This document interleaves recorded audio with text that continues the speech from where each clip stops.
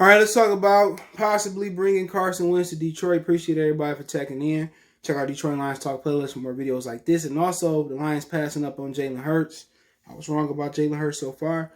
Look pretty good in Philly. Well, let's talk about it. Hit that subscribe button, bell icon button. Share the videos, get right.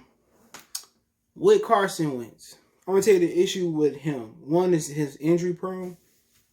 Two is he didn't handle the tough media and fans in Philadelphia. That's a big issue.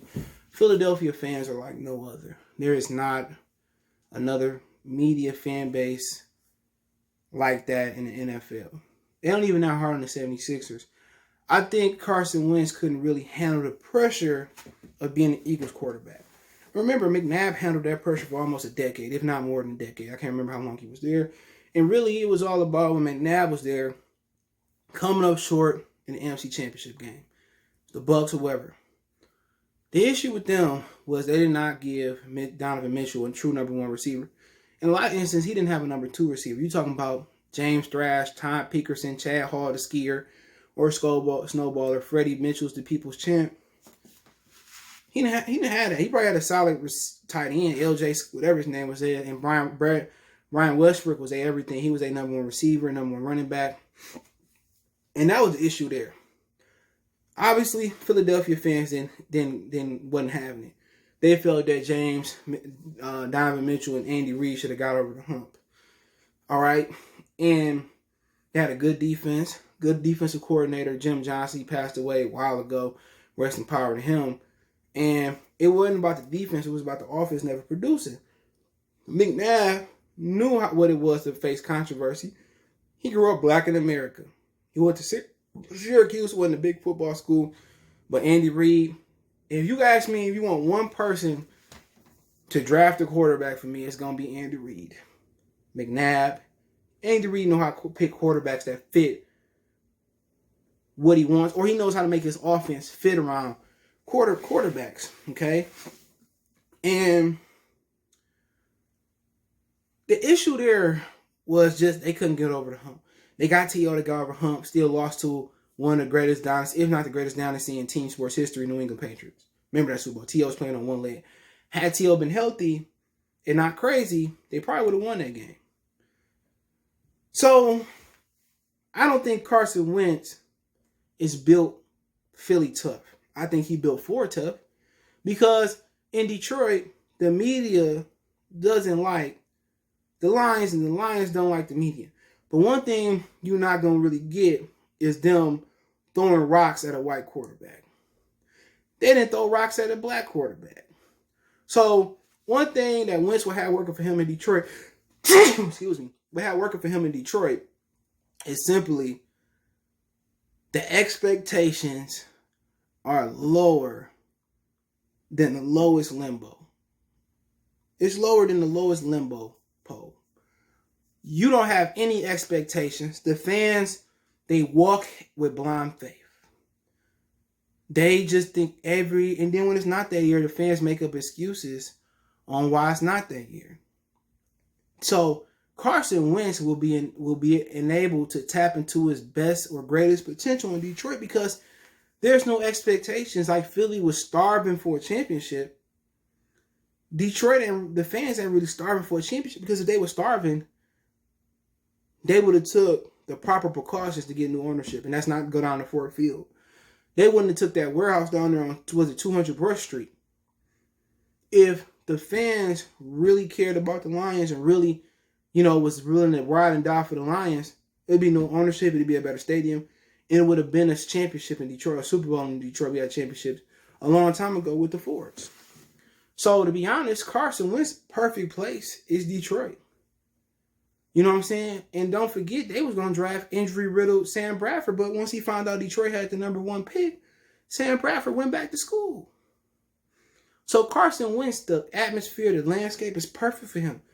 The only issue I have with Carson Wentz is lack of health. Carson Wentz will come to Detroit and have a better offensive line than he had in Philly last year. Nobody's giving Carson Wentz excuse. Because Jalen Hurts is able to go out there with the same receivers, same offensive line, and create magic. But my opinion, he's a good quarterback. It's just that the O-line, receivers, he don't have the mobility as Jalen Hurts. So how do you expect a guy who is mobile, but not as mobile as Jalen Hurts to really do that? You put him in Detroit, you give him Galladay, best receiver you ever had. Give him the offensive line they got there, healthy high tie this year. Maybe draft a tackle, bring Crosby in the guard, or high tie the tackle, however they want to do. You got a good tight end. He had a great one in Philadelphia. Ertz and Goddard. Ertz been hurt, and I think Goddard kind of been not, hurt as well too, or not good this year. You give him Hockenson, you give him Galladay, you give him Swift. You know what I'm saying? And you actually put him in an offense that's under center.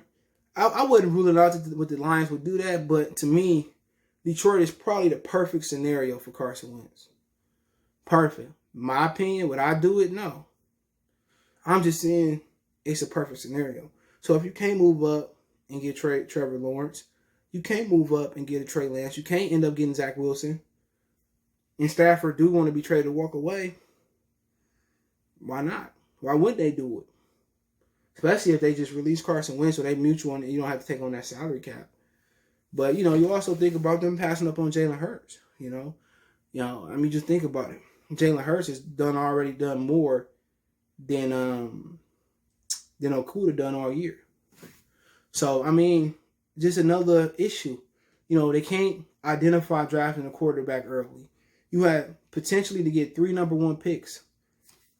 Tua would have been number 1 this year if he didn't get injured. Herbert came out last year, he would have been number 1. Joe Burrow actually was number 1. They could have moved up and got Joe Burrow. Maybe. They could have stayed at number 3, took Tua, took Herbert, held him hostage. Tua was perfect. I think Herbert was a better quarterback. I said that before. Tua was perfect. Red shirt in 1 year, but he was rumors that Tua didn't want to come here. Red shirt in 1 year. Stafford get injured again, you could plug him. But Herbert was the guy to pick. They didn't pick Herbert. You took Okuda, who we all knew. Cornerback don't go to Hollis. You have Deion Sanders' return ability. You picked DeAndre Swift, good guy. So you couldn't have traded back into the first round? You could have done a lot of things. You could have took Kerryon. You could have said, you know what? We ain't going to be able to play Kenny Galladay. He upset. He got mad we paid Coleman. He got mad we paid Damon Harrison. Let's take Galladay, trade him for a second-round pick. Let's get Jalen Hurts. They have never, in my lifetime, tried to put pressure on Stafford at all. It's been like Stafford, we love him. He's a loser, but we love him. And just because he's a good guy, we're going to keep him. Same thing with Backus. Same thing with Raiola. It's the absolute same thing. It's like the friendship is more important than what you produce on the field. And that's what they got to stop. This is not a plant. This is a football team. If you don't perform, Backus should have been gone 10 years before he got here. Raiola should have been gone 10 years before he been let go. That's been the issue. Jalen Hurts, they should have took him. They should have took Jalen Hurts, and I'm wrong on that. But just to give a different package, look at Sean Payton do. He take quarterbacks, knowing Drew Brees can't play 16 games every snap. He look at what they do well. He simplified. He improved them on the way. It makes no sense. And I'm starting to think that Bob Quinn couldn't draft a quarterback. And I would love to hear Bob Quinn's opinion on it. I'm thinking Bob Quinn could not draft a quarterback.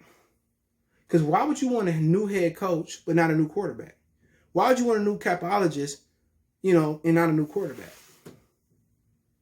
I'm thinking that they didn't let him draft a quarterback. And Matthew Stafford is consistently going concurrent with the Lions losing the last 12 or 13 years. And putting Jalen Hurts behind him, they didn't want Jalen Hurts to come in here and steal Stafford's job. Because then whoever it was it Fromm, Hurts, the year before, I don't know who came out with Murray, getting Cam Newton, getting Jameis Winston, they did not want Stafford to have they knew they couldn't. If Jameis came here to the job, Hurts came here to the job, Herbert or Tua came here, Bortles came here to the job, they couldn't rationalize it to the fan base to throw Stafford back in over them. And that is what it is. But hey, let me know what you guys think. Don't forget me on Facebook, Instagram, Twitter. You can reach out with a business question, inquiry, sponsor, video request. All my social media links, description. Faster way to reach me, Twitter and Facebook and Instagram. If you got a video request, you just want to chop it up, want to advertise your business on the channel, hit me up. Want to make a financial donation, Cash App CJGood313. That's in the description. PayPal link in the description. Best way to donate is share the video. Let me know what you guys think about Wentz. Let me know what you think about not drafting Hurts. One time for the one time. Don't forget to check out Detroit Lions Talk playlist for more videos like this. We go.